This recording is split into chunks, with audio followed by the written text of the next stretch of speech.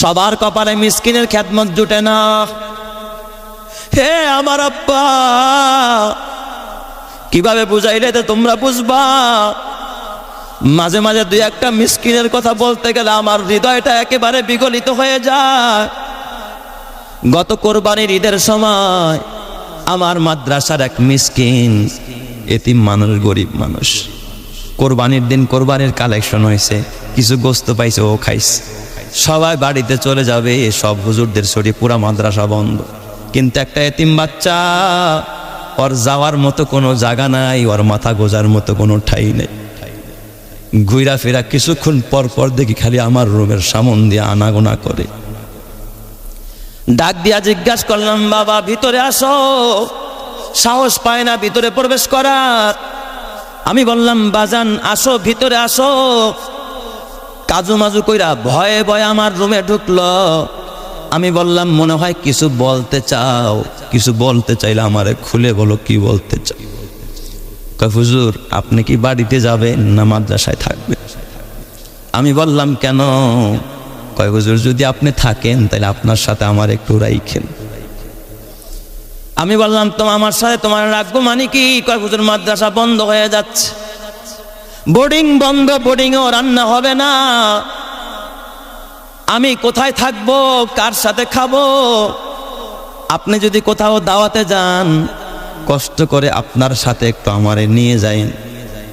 আমি বললাম, কেন বাবা, তুমি বাড়িতে যাইবা না? কয় হুজুর, আমি কোন বাড়িতে যাব? আমার তো থাকার মতো কোনো জায়গা নেই, ঘর নেই। আমি বললাম, কেন তোমার এই হালাত? কয় হুজুর, আমার বাবা, আমার জন্মের পরে আমার বাবা অ্যাক্সিডেন্ট করে মারা যায়। আমার বাবা দুনিয়াতে নাই, আমার মা এতিম হিসাবে আমার এই মাদ্রাসায় ভর্তি করে দিয়ে আসছে। আমি এখানে এতিমখানায় লিল্লা ফান্ডে খাই। আমার মাদ্রাসায় দেওয়ার পর আমার মায়ের অন্যত্র বিয়ে হয়েছে। আমার মা এখন অনেক দূরে থাকে, সেই ঘরেও তার সন্তান আছে। ওই স্বামী আমি যদি তার কাছে যাই পছন্দ করে না। এখন আমার দেখার কেউ নাই, আমার মাও কাছে নাই, বাবাও কাছে নাই, যাওয়ার মতো আমার কোনো জায়গা নেই। হুজুর, আপনার সাথে আমার রাখবেননি? এ যুবক, বুড়া বাবা, কত ঈদ যায়, কত আনন্দ যায়, কত মানুষ যখন কত আনন্দের মজার মজার খানা পাকায়, এই এতিমগুলো তখন শুধুমাত্র তাকায়া থাকে, একটু ভালো খাবারও জবানে জুটে না। এই ধরনের এতিমগুলো এই সমস্ত কওমি মাদ্রাসার মধ্যে থাকে। এই মাদ্রাসাগুলো এতিমদের ঠাঁই দেয়, এদের কাপড়ের ব্যবস্থা করে, এদের পোশাকের ব্যবস্থা, চিকিৎসার ব্যবস্থা করে, এদের সব কিছুর ব্যবস্থা করে। আল্লাহর নবী বলে, আনা ওয়া কাফিলুল ইয়াতিমি কাহাতাইনি ফিল জান্নাহ। এই দুই আঙ্গুল যেমন পাশাপাশি থাকে, এই সমস্ত এতিমদেরকে, মিসকিনদেরকে যারা লালন পালন করে, আমি মুহাম্মদ ওয়াদা দিলাম, ওই মানুষগুলোরে নিয়ে আমি মুহাম্মদ একই সাথে একই জান্নাতের মধ্যে বসবাস করব। সুবহানাল্লাহ। এই জন্য আমার বাবা, খবরদার খবরদার, এই সমস্ত মাদ্রাসার আলেম ওলামাদেরকে ধমক দিবা না, রাগ করবা না, এদের সাথে বেয়াদবি করবা না। আমার জীবনে ঘটে যাওয়া আর একটা আজব ঘটনা বাবা, আমার চোখে দেখা ঘটনা। আমি একবার ঠাকুরগাঁয়ে এক মাহফিলে গেলাম, আরো 7-8 বছর আগের ঘটনা। ওখানে যাওয়ার পর 2 দিন ব্যাপী মাহফিল। যখন প্রথম দিন মাহফিল শেষ করলাম, পরের দিন ওখানে দিনের বেলা আমি থাকবো। এলাকাবাসী, আমার এক ছাত্রর বাড়িও ওখানে, কয় হুজুর চলেন, আমাদের পাশে একটা হাট আছে, একটু ঘুরা চলেন, দেখেন, পাশেই বর্ডার এলাকা, খুব সুন্দর এলাকা, দেখার মতো এলাকা, চলেন। আমারেও সাথে নিয়ে গেছে। তো প্রথমে আমি বাজারে গেলাম। গ্রামগঞ্জ প্রত্যন্ত অঞ্চল, ওই এলাকার মানুষ বেশিরভাগই হলো গরিব, স্বল্প আয়ের মানুষ। বাজারে গিয়ে একটা আজব ঘটনা দেখলাম, যে ঘটনা আমার হৃদয়টাকে বারবার নাড়া দেয়।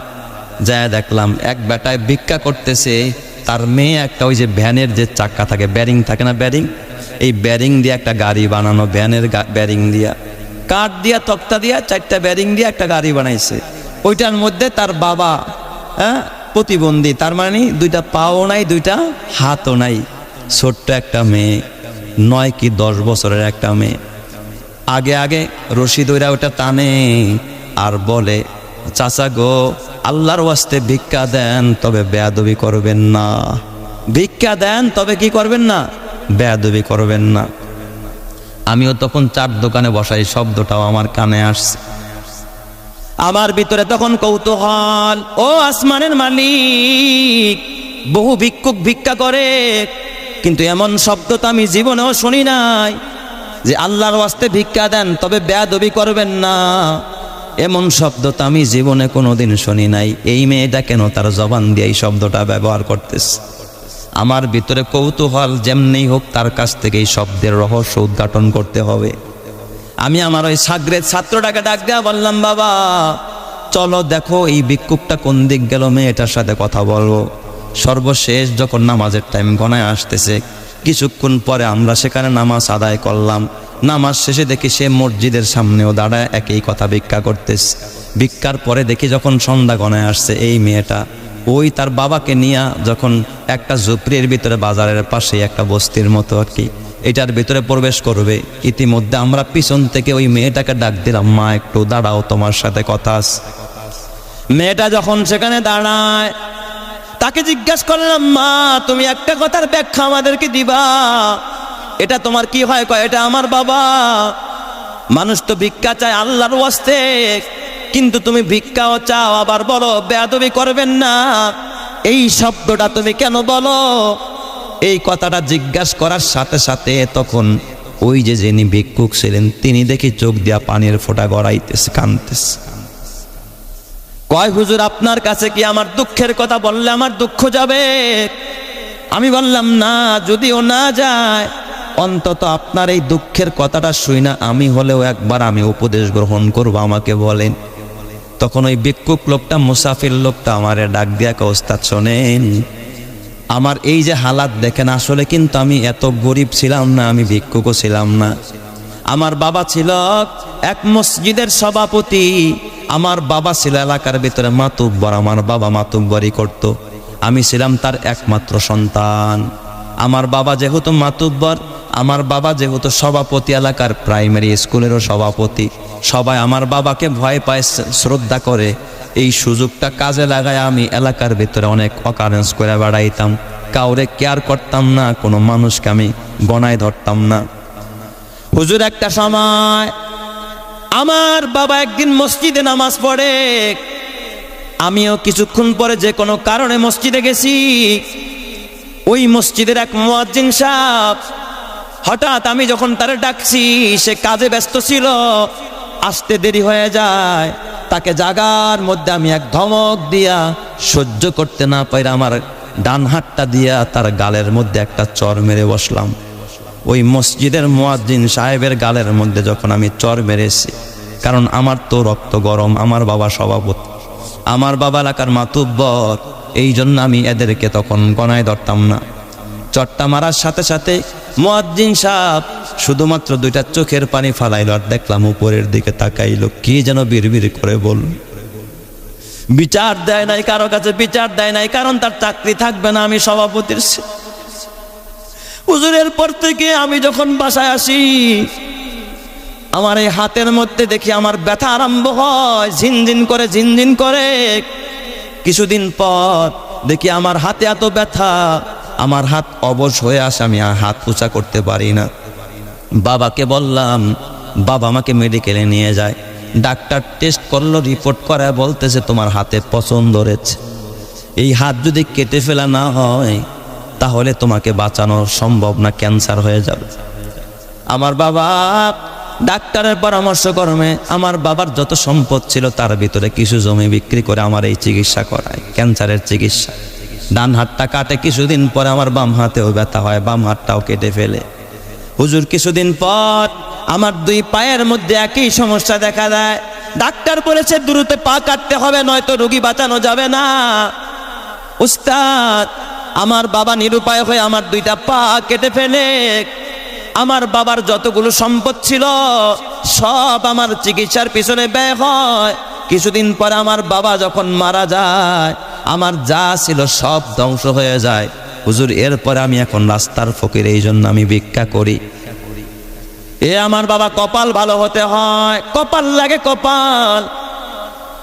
সবাইকে আল্লাহ তাআলা মসজিদ মাদ্রাসার খেদমতে লাগায় না, সবার সন্তানও মসজিদ মাদ্রাসায় পড়তে পারে না। ওই বাবার জীবন বড় ধন্য, যেই বাবা কোনো মসজিদ মাদ্রাসার খেদমতের সাথে লেগে থাকে, আলেম ওলামাদের খেদমত করে, কোরআনের খেদমত করে। কিয়ামতের ময়দানে আলেম ওলামা যেদিন ব্যারিস্টার হয়ে সুপারিশ করে করে মানুষগুলোকে জান্নাতের ভিতরে নিয়ে যাবে, কসম আল্লাহর, এই মসজিদ মাদ্রাসা আলেম ওলামাদের সাথে যাদের সম্পর্ক ছিল, কিয়ামতের কঠিন ময়দানে ওই আলেম ওলামারা যখন নূরের মেম্বারে বসে বসে যখন জান্নাতের দিকে রওনা করবে, আল্লাহর নবী কয়, আল্লাহর নবী বলে, কিয়ামতের ময়দানে ইউহশারুল উলামা ফি সাঈদিন ওয়াহিদিন কান্নাহা সাবিকাতুন ফিদ্দা। নূরের মেম্বার, রূপার মেম্বার, স্বর্ণের মেম্বার কায়েম করবে, মঞ্চ কায়েম করবে। এখন তো বসছি আমরা কাঠের মেম্বারে, কিন্তু হাসরের ময়দান আল্লাহ কিন্তু কাঠের মেম্বারে বসাবে না, আল্লাহ রূপার মেম্বার কায়েম করবে, স্বর্ণের মেম্বার কায়েম করবে। ফি সাঈদিন ওয়াহিদিন কান্নাহা সাবিকাতু ফিদ্দা, কেমন যেন রূপার মতো স্বর্ণের মতো ঝলমল ঝলমল করতে থাকবে। সুবহানাল্লাহ। ওই পাশ দিয়া যখন দেখবে এই কাঁঠাল বাড়ির মুসলমান দুই একটারে হাত করা লাগায় আত্মাই না নিয়ে যায়। এই মাদ্রাসার একজন উস্তাদ মাওলানা সাইফুল সাহেব তাকায় দেখ, বাহারে ওই যে আমার এক কাকা, এই কাকা তো আমাদের একবার আপন মানুষ, আজকে তারে দেখি ফেরেশতারা হাত করা লাগায় নামাজ না পড়ার কারণে জাহান্নামের দিকে টেনে টেনে নিয়ে যায়। সাইফুল সাহেব টাক দিয়া বলবে, আল্লাহ, কোরআনের ইলম সিনার মধ্যে জমা করেছে রে মাওলা, আমার এই চাচা আমাদেরকে বড় ভালোবাসতো, মাঝে মাঝে এই মাদ্রাসার পিছনে অনেক শ্রম দিছে, অনেক কষ্ট করছে, নিজের ঘরে অভাব নাই, নিজের জন্য কোনোদিন মানুষের কাছে হাত পাতে নাই, অথচ এই মাদ্রাসার জন্য বাজারে বাজারে গিয়া মানুষের দোকানে দোকানে গিয়া হাত পাচ্ছে। এমন কিছু মানুষ সমাজের মধ্যে আছে না নাই? এই ইমানের আওয়াজে বলেন, আছে না নাই? সন্তানের জন্য চায় নাই, বিবির জন্য চায় নাই, নিজের পেটের জন্য চায় নাই, চাইছে একটা মাদ্রাসার জন্য মানুষের দুয়ারে দুয়ারে গিয়া হাত পাচ্ছে। আল্লাহ, এই মানুষটার, আমার এই চাচারে যদি জাহান্নামে নিয়ে যাও, তোমার ইজ্জতের কসম, আমি কোনোদিন তোমার জান্নাতে যাব না। আল্লাহর কাছে সুপারিশ করা আরম্ভ করবে। দূর থেকে ওই চাচাই যখন দেখবে ওই যে স্বর্ণের মেম্বারে মুফতি মাওলানা সাইফুল সাহেব বসা, ডাক দিয়া বলবো, হুজুর, হুজুর তাড়াতাড়ি আসেন, ফেরেশতারা নিয়ে যায়, চাইনা নিয়ে যায়। তখন বলবে, আপনি কে? কয়, আমার আপনি চিনেন না, সাকাইতুকা মান। একদিন ওই যে কালেকশন করতে আইসা পিপাসার্ত ছিলেন, ঘর মাখতো শরীর, শরীর থেকে ঘাম ঝরতেছিল, এক গ্লাস ঠান্ডা পানি আপনারা খাওয়াইছিলাম বসাইয়া। আর একজন কইব, দুপুরবেলা একবেলা খানা খাওয়াইছিলাম, ওই যে আপনার একদিন খানা খাওয়াইছিলাম, মনে আছে নি? আল্লাহ তাআলা মনে করায় দিবে, কয় হ্যাঁ মনে পড়ছে। তখন এই আলেম ওলামারা আল্লাহকে ডাক দেয়া বলবে, আল্লাহ, এই মানুষগুলো দুনিয়াতে আমাদেরকে মহব্বত করেছে, আল্লাহ আমাদের জন্য সময় দিছে, আমাদের জন্য দামি সময়গুলো দিয়েছে, আল্লাহ তুমি যদি তারে ক্ষমা না করো, জান্নাত না দাও, আমি তোমার জান্নাতে যাব না। আল্লাহ তারা ডাক দেয়া বলবে, ইনতালিকু মাগফুরান লাকুম, বান্দা যা, এই আলেম তোর জন্য সুপারিশ করলো, তোর ব্যাপারে ভালো কাজের সাক্ষী দিল, আমি আল্লাহ এই গুনাহগারকে মাফ করলাম। ইনতালিকু মাগফুরান লাকুম, তুই জান্নাতের দিকে যা, আমি তোর জিন্দেগীর গুনাহগুলোকে মাফ করে দিলাম। চিৎকার মেরে কন সুবহানাল্লাহ।